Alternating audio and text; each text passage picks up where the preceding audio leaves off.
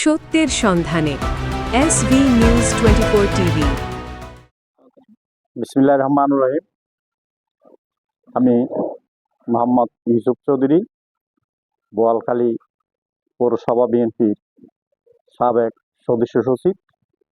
আমি বোয়ালখালী উপজেলা পৌরসভা জাতীয়তাবাদী দল বিএনপির নেতাকর্মীদেরকে আমি ঈদের শুভেচ্ছা জানাই। দীর্ঘ 1 মাস সিয়াম সাধনার পর আমরা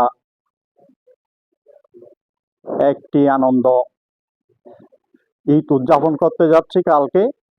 এই ঈদ উদযাপনের মধ্যে আমাদের একটা বছর আমরা যাতে সুখ শান্তিতে বসবাস করতে পারি, প্রত্যেক ধর্ম, আমাদের যারা মুসলিম, হিন্দু, বৌদ্ধ, খ্রিস্টান সবাইকে নিয়ে আমরা যাতে একটা বছর সুন্দরভাবে থাকতে এবং চলাফেরা করতে পারি, আমি এই আশা ব্যক্ত করছি।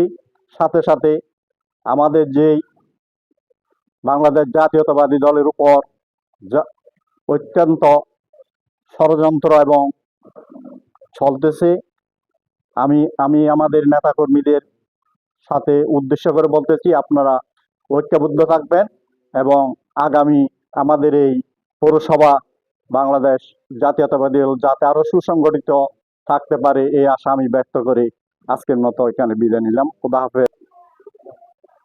ঈদ মোবারক, ঈদ মোবারক। সবাইকে আবারও ঈদের শুভেচ্ছা জানালাম। ধন্যবাদ।